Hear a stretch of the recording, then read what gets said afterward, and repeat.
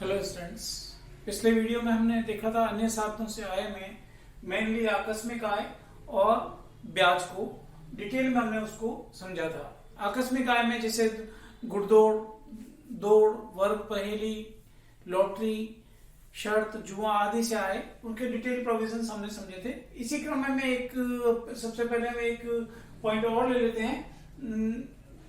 घुड़दौड़ के लिए घोड़े रखने से आए, घुड़दौड़ के लिए घोड़े रखने से आए, तो घोड़े रखे जाते हैं वो अलग चीज है, और घुड़दौड़ में दाव लगाया जाता है वो अलग चीज है। आकस्मिक आय में दाव लगाया है उसको अपन लेते हैं, और घुड़दौड़ के लिए अगर घोड़े रखे जाते हैं तो घोड़े के रखरखाव के व्यय उसमें से घटाने योग्य स्वीकृत होते हैं, और घुड़दौड़ से आय जो होती है, घोड़े रखने से जो आय होती है वो कर योग्य होती है।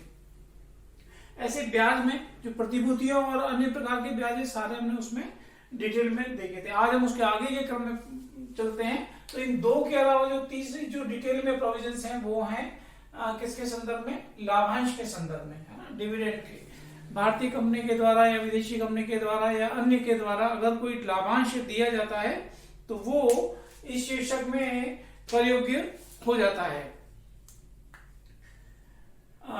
इसके प्रोविजंस, काफी सारे प्रोविजंस अपने को पुस्तक में मिलते हैं। उनमें से कुछ बातें मैं यहाँ पर ले रहा हूं कि घरेलू कंपनी से अगर कोई लाभांश मिलता है धारा 222 के अलावा, सेक्शन 222 में वर्णित है, उसके अलावा अगर कोई लाभांश मिलता है 222 से लेकर डी तक का अगर कोई भी लाभांश है तो धारा 1034 के अनुसार 1034 सेक्शन के तहत वो 10 लाख रुपए तक कर मुक्त है, और इससे ज्यादा होने पर फिर जो राशि है वो कर योग्य होती है। और 115 बीबीडीए के अनुसार 10% इसके ऊपर टीडीएस की रेट होती है। सेक्शन 222 के तहत जो माना गया लाभांश है वो भी कर मुक्त है, सारा का सारा।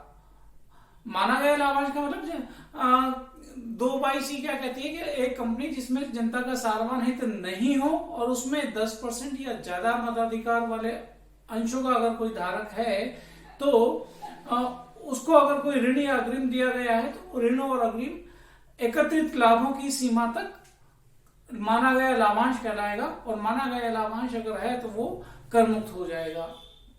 परंतु ऐसे जो लाभांश हैं, इन वाले लाभांशों के संदर्भ में लाभांश के कलेक्शन के ऊपर वे 80C से लेकर 80U तक की कोई भी कटौती या 87 की कोई 87A की कोई भी छूट स्वीकृत नहीं होती है। तो ये मेन जो है, तो मोटे तौर पर अपन कहें घरेलू कंपनी से प्राप्त लाभांश 10 लाख रुपए तक कर मुक्त, और 222 का माना गया लाभांश कर मुक्त होता है। टीडीएस की रेट अगर है तो वो 10% होती है। इसके अलावा अगर विदेशी कंपनी से कोई लाभांश में ही है अपन, ये भी डिटेल है, जैसे ये है डिटेल प्रोविजन, वैसे लाभांश में भी डिटेल प्रोविजन है। तो ये तीनों महत्वपूर्ण पॉइंट है सबसे। इसके अलावा बहुत सारे पॉइंट है जो कि अन्य साधनों से आय शीर्षक में लिए जाते हैं, उनकी आय शीर्षक में कर योग्य होती है। लाभांश की बात कर रहे हैं अपन, तो विदेशी कंपनी से अगर कोई लाभांश मिला है तो प्राप्त है या कुल राशि है वो कर योग्य है, इसे सकल नहीं बनाते। इसके ऊपर टीडीएस अगर होता भी है तो विदेशी सरकार में जमा होता है, भारत की सरकार में जमा नहीं होता, इसलिए इसको सकल नहीं बनाते। प्राप्त होने पर भी सकल नहीं बनाते। और इसके जो विदेशी लाभांश है ना, इसके लाभांश संग्रहण के व्यय स्वीकृत होते हैं, ठीक है ना, लाभांश में। ऐसे ही सहकारी समिति, कोऑपरेटिव सोसाइटी के सदस्यों को प्राप्त जो लाभांश है वो सामान्य आय की तरह कर योग्य होता है, इसके ऊपर भी टीडीएस नहीं होता, और इसीलिए सहकारी समिति से प्राप्त लाभांश को, रिसीव्ड को भी सकल नहीं बनाते, ग्रॉसिंग अप हम नहीं करते क्योंकि टीडीएस नहीं है। ऐसे ग्लोबल डिपॉजिटरी रिसिप्ट योजना के तहत भारतीय कंपनी द्वारा उसके कर्मचारी को विदेशी मुद्रा के बदले में अगर कोई अंश निर्गमित किए हुए हैं और उन अंशों के ऊपर कोई लाभांश है तो वो धारा 115 ACA में कर योग्य होता है। ऐसे लाभांश में 10% टीडीएस की रेट है, इसलिए इसको प्राप्त अगर दे रखी है राशि प्रश्न में तो अपने को सकल बनाना पड़ेगा। सकल कैसे बनाएंगे? प्राप्त राशि मल्टीप्लाइड बाई 100 क्योंकि रेट ऑफ टीडीएस 10% है तो डिवाइड बाई 90 है ना, 10% टीडीएस तो नीचे हम लिखेंगे 90, प्राप्त राशि 90 के बराबर। ऐसे ही अभी भी हम डिविडेंड की बात कर रहे हैं। भारतीय unit trust of India UTI और बैंक या वित्तीय संस्थानों से जुड़े हुए पारस्परिक जो कोष हैं, म्यूचुअल फंड्स हैं, पारस्परिक कोष है, उनके यूनिट्स पे जो लाभांश होता है वो पूर्णतया कर मुक्त होता है। धारा 10(23) डी का लाभांश इसको बोलते हैं, सेक्शन 10(23) डी का लाभांश, यानी कि यूटीआई के यूनिट्स के ऊपर और पारस्परिक कोषों के ऊपर लाभांश है और ये पूर्णतया कर मुक्त होता है। तो ये विशेष प्रोविजन है लाभांश के संदर्भ में। इसके अलावा बहुत सारे और इनकम हम जानते हैं, हम डेफिनेशन में पढ़ा है कि जो पहले 4 शीर्षकों में शामिल नहीं की गई और अगर वो आय है तो इस शीर्षक में कर योग्य होती है, तो बाकी सारे आय यहाँ पर हैं, ये इसी शीर्षक में कर योग्य होने वाले। मैं क्विकली इनको बोल देता हूँ कि जैसे पारिवारिक पेंशन है, नियोक्ता चाहे वो सरकार हो चाहे वो अन्य कोई हो, नियोक्ता द्वारा मृतक के परिवार को अगर कोई पारिवारिक पेंशन दी है तो ये कर योग्य राशि होती है। लेकिन इसमें एक छूट मिलती है, 15,000 या 1/3 ऑफ द पेंशन, जो दोनों में से कम है वो घटाने योग्य राशि हो जाती है और जो शेष राशि है वो ही कर योग्य बन के आउटर कॉलम में अपन शामिल करते हैं। ऐसे ही संचालकों को जो कंपनी से प्राप्त वेतन है, शुल्क है, कमीशन है, ग्रेच्युटी है, अनुलाभ है, ये सारे के सारे कर योग्य हैं। संचालक को वेतन है वो वेतन शीर्षक में नहीं जाता क्योंकि वहां पे नियोक्ता कर्मचारी का संबंध नहीं होता। ठीक इसी प्रकार से जो मेंबर ऑफ पार्लियामेंट है या मेंबर ऑफ लेजिस्लेटिव असेंबली है, विधानसभा सदस्यों को या सांसदों को जो वेतन और भत्ते मिलते हैं वो पूर्णतः कर योग्य हैं। परंतु जो एमपी एमएलए हैं उनको सत्र में उपस्थित रहने के लिए धारा 10(17) के तहत जो दैनिक भत्ता है वो कर मुक्त हो जाता है, यानी कि भत्ते कर योग्य तो हैं लेकिन सत्र में जो भी सत्र होते हैं, इनके सेशंस होते हैं, उसमें उपस्थित होने के लिए अगर जो डेली अलाउंस, डियरनेस अलाउंस नहीं कह रहे हैं अपन, डीए नहीं कह रहे हैं, दैनिक भत्ता डेली अलाउंस जो मिलता है वो 10(17) में कर मुक्त होता है, ये ध्यान रखेंगे अपन। यहां पर भी इस वेतन जो है वो वेतन शीर्षक की आय में नहीं जाएगा क्योंकि नियोक्ता कर्मचारी का संबंध नहीं है। ऐसे ही फिर आप यहाँ पे देख रहे हैं नियोक्ता के अतिरिक्त अन्य से, नियोक्ता नहीं, नियोक्ता के अतिरिक्त अन्य से अगर कोई भी पारिश्रमिक मिलता है, फीस, कमीशन मिलता है तो इसी शीर्षक में ये कर योग्य होता है।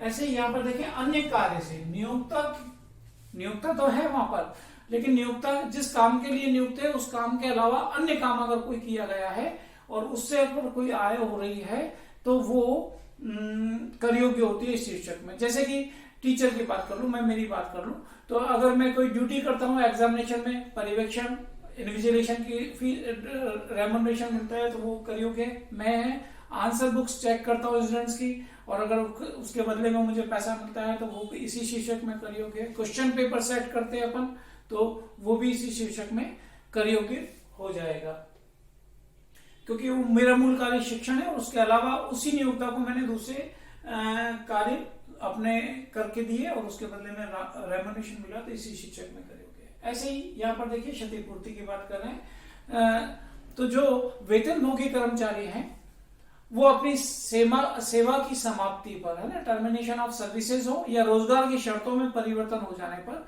अगर कोई क्षतिपूर्ति प्राप्त होती है, चाहे वो आयगत हो चाहे वो पूंजीगत हो, इस शीर्षक में वो कर योग्य हो जाएगी ऐसी क्षतिपूर्ति। भूमि या भवन का किराया, यहां पर अपन भूमि जो मकान से लगी हुई ना हो, सटी हुई ना हो, क्योंकि वो तो चली जाएगी हाउस प्रॉपर्टी हेड में। ऐसे कृषि भूमि जो गैर कृषि कार्यों के काम में ली जा रही है, क्योंकि अगर कृषि कामों में ली जाती है तो वो तो कर मुक्त हो जाती है वैसा किराया। भूमि भवन जो भूमि और भवन का उप किराएदारी है, सबलेटिंग, यानी किराए पर लेकर फिर किराए पर अगर दे दिया है, सबलेटिंग है। उप किराएदारी से अगर कोई आय होती है तो वो पट्टे की भूमि का किराया जो है वो कारखाना भवन का किराया है जो वो इसी शीर्षक में कर योग्य है। इसी के साथ में है एक पॉइंट और, भवन भवन के साथ में अगर प्लांट, मशीन, फर्नीचर आदि भी दिए गए हैं और इनका अगर किराया वसूल किया गया है तो ये भी इसी शीर्षक में कर योग्य है। यहां पर ये ध्यान रखें कि जो प्राप्त राशि है अगर वो 2,40,000 रुपए से ज्यादा है तो ऐसी स्थिति में टीडीएस किया जाएगा। मकान, भूमि, फर्नीचर इनके ऊपर 10% और प्लांट और मशीन के ऊपर 2%, ओनली 2% टीडीएस होता है। ये सेक्शन 194 फर्स्ट में उल्लिखित है ना। ऐसे ही अगला पॉइंट आप देख रहे हैं यहाँ पर एजेंट का कमीशन। इसके ऊपर वाले नीचे की बात कर ले कि अगर इस संदर्भ में कोई भी ये जैसे किराया कर योग्य है, अगर इस संदर्भ में कोई व्यय किया गया है जैसे कि बीमा प्रीमियम किया गया है, चुकाया गया है भूमि भवन का या प्लांट मशीन का, फर्नीचर का, तो बीमा प्रीमियम है या आयगत मरम्मत अगर कोई की गई है तो वो स्वीकृत है। डेप्रिसिएशन, जो डेप्रिसिएशन के प्रोविजन हमने बिजनेस प्रोविजन में पढ़े थे उन प्रोविजन के अनुसार डेप्रिसिएशन भी स्वीकृत है, इस किराए में से वो घटाए जा सकेंगे। अगला पॉइंट है एजेंट को कमीशन, है ना, ये भी एक बड़ा पॉइंट है। एजेंट जो क्रय विक्रय का काम करते हैं, दलाली का काम करते हैं, उनको अगर कोई कमीशन मिलता है तो ऐसी स्थिति में देखिए अगर वो बीमा कंपनी का कमीशन है 15,000 रुपए से ज्यादा प्राप्त होता है तो 5% टीडीएस उसके ऊपर होता है। यानी कि अगर प्राप्त राशि प्रश्न में दे रखी है तो सकल बनाएंगे। टीडीएस की रेट जब भी हो तो ये ध्यान रखें आप, प्राप्त होने पर सकल बनाया जाना है उसको, है ना। तो 5% अगर टीडीएस की रेट है तो 100/95 करके प्राप्त राशि से मल्टीप्लाई कर लेंगे, 15,000 से ज्यादा होने पर टीडीएस हुआ होगा। इसके संदर्भ में एडोप कटौती भी मिलती है बीमा एजेंट्स को, जो कमीशन मिलता है उसके ऊपर। अगर स्पष्ट है, मालूम है कि प्रथम वर्ष का कौन सा और अन्य वर्षों का कौन सा, तो ऐसी स्थिति में 60,000 रुपए से कम होने पर तो परिकल्पित जो छूट है वो मिल जाएगी व्यय की।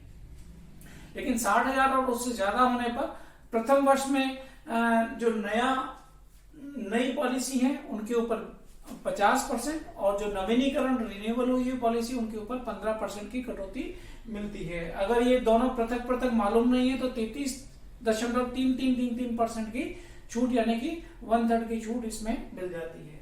ऐसे ही दूसरा है पोस्ट ऑफिस। पोस्ट ऑफिस की विभिन्न योजनाएं हैं, एनएससी की बेचने पर या पीपीएफ पब्लिक प्रोविडेंट फंड, इनमें जमा राशि के ऊपर अगर कोई कमीशन मिलता है, एनएसएस में मिलता है, पीपीएफ में, तो इनपे टीडीएस नहीं होता। खास बात क्या है, पोस्ट ऑफिस में इनपे एनएससी या पीपीएफ इनपे टीडीएस नहीं होता। फिर दूसरी बात इसमें जो है 60,000 रुपए वाली बात इसमें भी है, 60,000 रुपए तक है तो परिकल्पित व्यय की छूट मिल जाती है और उससे ज्यादा होने के ऊपर मैक्सिमम 30,000 रुपए की छूट मिल जाती है।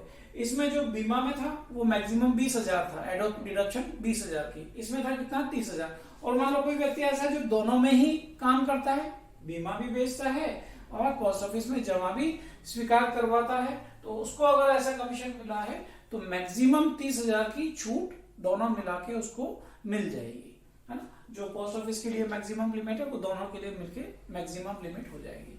इसी प्रकार से लॉटरी टिकट का विक्रय अगर कोई कर रहा है और उसको कमीशन मिलता है 15,000 से ज्यादा होने पर टीडीएस की रेट है 5%, यानी कि अगर प्राप्त राशि है 15,000 से ज्यादा है तो 100/95 करके उसको आप सकल बनाइए और फिर करयोग करके उसको शामिल कीजिए अपनी स्टेटमेंट में। ऐसे प्रतिभूति के अलावा, सिक्योरिटीज के अलावा, क्योंकि वहां तो सिक्योरिटी ट्रांजैक्शन टैक्स लग जाता है, प्रतिभूति के अलावा अन्य के क्रय विक्रय पर दलाली और कमीशन अगर 15,000 रुपए से ज्यादा है तो टीडीएस की रेट है 5%। प्राप्त राशि दे रखी है तो वैसे ही जब भी प्राप्त है टीडीएस है तो सकल बनाइए। ऐसे ही पुस्तक लेखन से अगर कोई रॉयल्टी मिल रही है तो इसी शीर्षक में प्रयोग है। अस्पष्ट साधनों से आएगा, मतलब अगर कोई जानकारी में खोज में आता है, पता चलता है कि कोई पैसा जिसका कि सोर्स ऑफ इनकम अस्पष्ट है, विनियोग है, अगर कोई सोना है, चांदी है और वो पकड़ में आता है और किस साधन से वो प्राप्त की गई है, अगर करदाता ये स्पष्ट नहीं कर पाता है तो वो भी इसी शीर्षक के अंतर्गत कर योग्य होता है। ऐसे ही संबंधियों के अलावा, संबंधी जैसे माता पिता, भाई बहन, आश्रित, उनके अलावा अन्य से अगर कोई उपहार मिला है और वो 60,000 रुपए से ज्यादा है, 50,000 रुपए से ज्यादा है, 50,000 है ना, 50,000 रुपए से अगर वो ज्यादा है तो ऐसी स्थिति में सारी की सारी राशि संपूर्ण है ना, इसमें से 50,000 से ज्यादा वाले अधिक के नहीं, सारी की सारी राशि कर योग्य हो जाएगी। ये वैवाहिक अवसर पर नहीं होना चाहिए। साल का 50,000 से ज्यादा प्राप्त होने पर सारी संपूर्ण राशि कर योग्य है। ऐसे ही राष्ट्रीय बचत योजना है ना, NSS 1987 से अगर प्राप्त राशि, देखिए ध्यान रखें ना, ब्याज है प्रश्न में, लाभांश है प्रश्न में, कमीशन है प्रश्न में, या मैच्योरिटी पर प्राप्त राशि जैसे कि ये है प्रश्न में, सब अलग अलग हैं। योजनाओं के नाम समान होने से कोई फर्क नहीं पड़ेगा, आपको ये भी देखना पड़ेगा कि वहां पे लाभांश है कि ब्याज है कि कमीशन है कि प्राप्त राशि है। तो ये NSS का मैच्योरिटी का प्राप्त राशि है। अगर ये 2,500 रुपए से ज्यादा है तो ऐसी स्थिति में 10% TDS होता है। TDS मतलब सकल बनाइए 100/90 करके। ऐसे ही 80 CCB में वर्णित यूनिटों से के समर्पण, यूनिट को समर्पित कर दिया, सरेंडर कर दिया, और उस पर अगर पैसा प्राप्त होता है तो TDS की रेट है 20%। इस पे कोई लिमिट नहीं है कि इतने रुपए से ज्यादा होने पर TDS होगा। इसका मतलब कम राशि भी प्रश्न में दे रखी है तो भी प्राप्त होने पर उसको सकल बनाना है। प्राप्त है तो सकल बनाएंगे। कैसे बनाएंगे? 20% TDS है तो सकल कैसे बनाएंगे? प्राप्त राशि मल्टीप्लाइड बाई 100/80 है ना, 20 है तो 80। ऐसे जीवन बीमा पॉलिसी से प्राप्त राशि, अगर LIC के मैच्योरिटी पर अगर कोई प्राप्त राशि, LIC का कमीशन अलग चीज है ना, कमीशन अलग चीज है, वो कमीशन की प्राप्ति। ये व्यक्ति, जैसे मैंने पॉलिसी ले रखी है और मैं सरेंडर करता हूँ, मुझे प्राप्त होती है राशि LIC की, जो बोनस सहित राशि प्राप्त होती है, तो वो सारी की सारी कर योग्य तो है। 1 लाख से ज्यादा होने के ऊपर उसके ऊपर 1% TDS होता है। तो ऐसे ही और भी बहुत सारी छोटी छोटी इनकम्स हो सकती है जो पहले 4 शीर्षकों में नहीं है, वो सारी की सारी इस शीर्षक में अन्य साधनों, जो आय का 5वां शीर्षक है, अंतिम शीर्षक है, इसके तहत वो कर योग्य होती है निर्धारित नियमों के तहत। तो सारे हेड यहाँ पर अपने समाप्त होते हैं। इसके बाद में कर की गणना है। कर की गणना से पूर्व अगर मानी गई आय हैं कुछ और, उनको भी देखेंगे, और हानियों की पूर्ति अगर की जा सकती है तो उसको भी देखेंगे। फिर कर की गणना को हम समझेंगे अगले वीडियोस में। Thank you. तब तक आप इन हेड्स की रूल्स को रिवाइज करते रहिए, क्योंकि टैक्स के कंपटीशन में 5 हेड एक साथ भी नजर आएंगे। 2-2, 3-3 पॉइंट सभी हेड के हो सकते हैं प्रश्न में। धन्यवाद।